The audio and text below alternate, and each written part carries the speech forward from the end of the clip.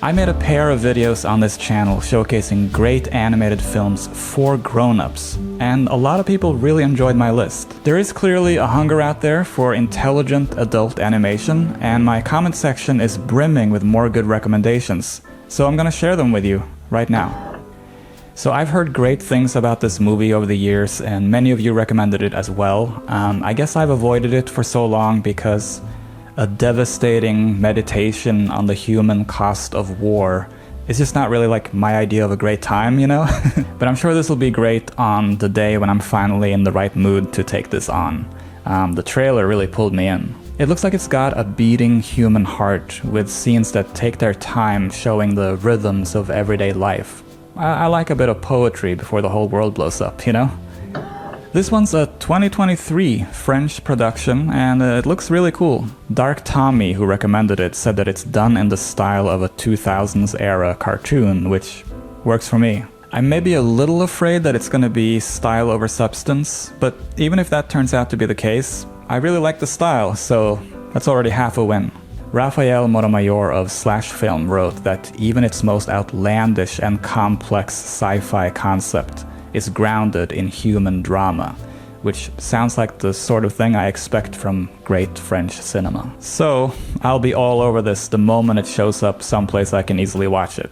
Hey Netflix, throw some money at this, will you? Although, feel free to wait a month or two, because my life is so chaotically busy right now, I don't have time to watch any movies. I'm in the process of moving between apartments, which, let's just say, I don't recommend it. But I wanted to share these recommendations with you because even if I may not have time to watch these for a bit, you can. So, up next. Yeah, this is another one I've seen recommended a lot. Full disclosure, I absolutely hate the poster art for this. It's just really not my cup of tea. My life is not really missing another story of wolves and humans in complex romantic harmony. But I know a lot of folks really like this one, and I'll get around to it one of these days. I do like that based on the trailer, this girl has sex with her wolf boyfriend and is now left having to like raise his wolf children on her own. I'm into it. I suspect that maybe this won't be quite the dark cautionary tale that I would like it to be, but I have hope. And either way, take it from me kids, don't fall for werewolves. When a viewer offered up this recommendation, my jaw dropped because apparently this thing has just been sitting there on Netflix waiting for me and nobody told me. It's French and it looks intelligent, so I'll let it slide that probably the only thing we need less than more wolf movies are more movies about mountain climbing. This art style though reminds me of the great sort of European adventure comics I read growing up. Hopefully there's some kind of metaphor at work here, or a poetic parallel or nugget of meaning that climbing a mountain evokes or illuminates. That would be my hope for this one. I'm looking forward to it. Alright, this is another one that I've known about for ages, and a lot of you added your vote, so I will get around to it eventually. Again, it's mostly the subject matter that's held me back from checking this one out. It involves an authoritarian, post-war Japanese society in an alternate historical timeline where the Nazis won World War II. It would be nice if our actual historical timeline wasn't already plagued by Nazi morons and enablers, but I digress. I will say those red laser eyes look iconic and scary, and this does look like an affecting film. I am concerned that this also seems to have a wolf theme somehow. I guess Jin-Roh means werewolf, but like I said, it does look good, and I choose to believe all of you who recommend it.